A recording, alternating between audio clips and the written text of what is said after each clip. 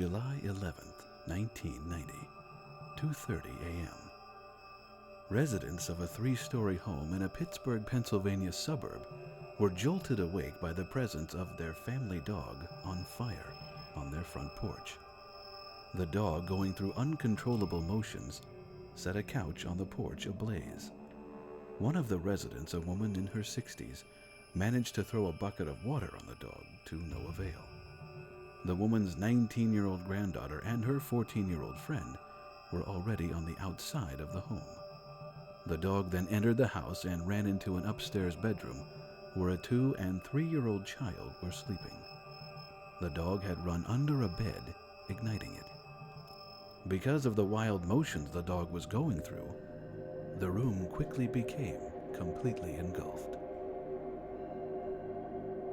A 15-year-old boy, the children's uncle, attempted a rescue, but was overcome by the size of the blaze. To save himself, he jumped from a 3rd-story window safely to the ground below. The children ultimately could not be rescued and died in their bedroom. They both belonged to the 19-year-old woman on the outside of the house.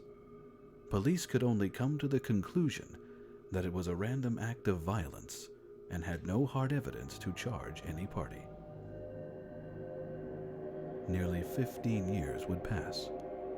2 detectives in the Pittsburgh Police Department's Cold Case Division were asked to reopen the incident.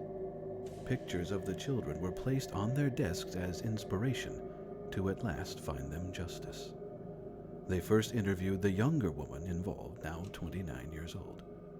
She would give the same account from 14 years earlier, that she and her friend departed the home to go buy cigarettes, and when they arrived back on scene, the dog was on fire. After a few minutes passed, she then reversed herself, stating that she wanted to finally reveal the truth about the night's events. She told detectives things had begun the same way, with she and her friend telling the grandmother that they were leaving the home to go purchase cigarettes, but that earlier in the evening, the 19-year-old had given her a liquid to place in her purse, presumably kerosene. After putting the children to bed, the 2 girls went to the side of the house where the dog was tethered. The 19-year-old indicated that the dog aggravated her 2-year-old son's allergies and that she wanted to get rid of it. Her grandmother was against this idea, so the woman had gone to the length of abandoning the dog at a convenience store. Amazingly, the dog had found its way home just a day later. The woman had even turned the dog loose near the house to run away, but again it would not. Feeling no other avenue, the woman enlisted the aid of her friend to set the dog ablaze in the hopes of killing it. The 2 used the flammable contents from the purse, and the 19-year-old used a match to light the dog. As it began bucking and crying, it tried to chase the 2 girls. They both ran, the dog eventually breaking free of its ties and ending up on the porch. When the 2 girls ran back to the house, the grandmother was on the porch in a state of panic. The dog then ran inside, resulting in the death of the children. In yet another disturbing twist, court documents indicate that the dog was actually doused earlier in the evening, as the woman and her friend arrived at the house with the children from another location.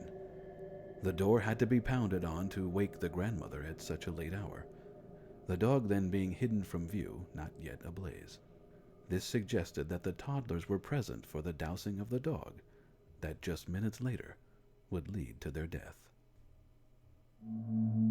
Police then went to speak to the children's mother, now 34 years old. She admitted to being present during the fire, but blamed the other for the dousing and lighting of the dog, and even indicating that it was the younger girl's idea to begin with. The younger girl, while in a detention center prior to the incident, had set a mattress on fire. Both would go on trial at the end of 2005, the 29-year-old facing a laundry list of charges, including criminal homicide, arson endangering persons, arson endangering property, causing a catastrophe, cruelty to animals, and criminal conspiracy.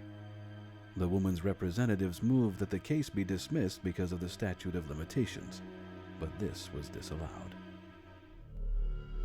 It took only 2 days to convict the younger friend of the lesser charges of arson, endangering persons or property, causing a catastrophe, and cruelty to animals.